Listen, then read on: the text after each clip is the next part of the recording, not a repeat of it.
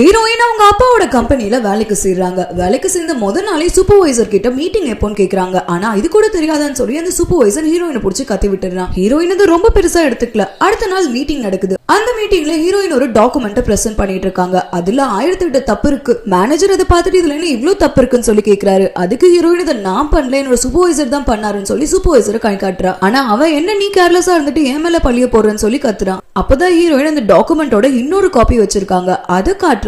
அதுல எந்த தப்புமே இல்ல. இதை பார்த்துட்டு மேனேஜர் அந்த சூப்பர்வைசரை புடிச்சு திட்டி விட்டுறாரு. இதனால வெளியே வந்த சூப்பர்வைசர் திரும்ப ஹீரோயின் கிட்ட கத்துறாங்க. சுத்தி யாரு இருக்கான்னு கூட பார்க்காம ஹீரோயினை ரொம்ப மோசமா திட்டிட்டு ஃபைல்ஸ் எல்லாம் கீழே போட்டுட்டு போயிடுறான். ஹீரோயின் இந்த கம்பெனியோட ஓனரோட பொண்ணா இருந்தும் அமைதியா இருக்காங்க. ஆனா அடுத்த நாள் அந்த சூப்பர்வைசர் ரொம்ப பெரிய பழிய போடுறான். ஹீரோயின் இந்த கம்பெனி பத்தின சீக்ரெட்ஸ் எல்லாம் மத்த கம்பெனிட்ட வித்துட்டதா சொல்லி மேனேஜர் கிட்ட சொல்றான். இதை கேட்ட மேனேஜர் ஹீரோயினை புடிச்சு திட்டுறாங்க. ஹீரோயினை எக்ஸ்பிளைன் கூட பண்ண விடாம சுத்தி இருக்க எல்லாருமே ஹீரோயினையே திட்டுறாங்க. இதனால மனசுடைஞ்சு போன ஹீரோயின் லஞ்ச்ல தனியா உட்காந்துட்டு அழுதுட்டு இருக்காங்க. அங்க வரை அவங்க அப்பாவோட செக்ரட்டரி இதை பார்த்துட்டு ஹீரோயின் கிட்ட என்ன நடந்துச்சுன்னு சொல்லி கேக்குறாங்க. ஹீரோயின் நடந்த மொத்த கதையுமே சொல்றாங்க. இது அவங்க அப்பாவோட காதுக்கு போகுது. இந்த கம்பெனியோட ஓனர் ஏன் பொண்ணுக்கு இந்த நிலைமையான்னு சொல்லி அவரு பொறுப்பிட்டு கம்பெனிக்கு வராரு. வந்து அவரை பார்த்தாங்க எல்லாரும் நடுங்கி போறாங்க. ஹீரோயின் இந்த கம்பெனி ஓனரோட பொண்ணுன்னு தெரிஞ்சு அவங்க எல்லாம் ஷாக் ஆகுறாங்க. நம்ம இன்னும் 1 மில்லியன் ரீச் பண்ண 60K சப்ஸ்கிரைபர்ஸ் தான் தேவைப்படுறாங்க. சோ மறக்காம சேனல் சப்ஸ்கிரைப் பண்ணி 1 மில்லியன் ஃபேமிலியில ஜாயின் பண்ணிடுங்க. தேங்க்யூ.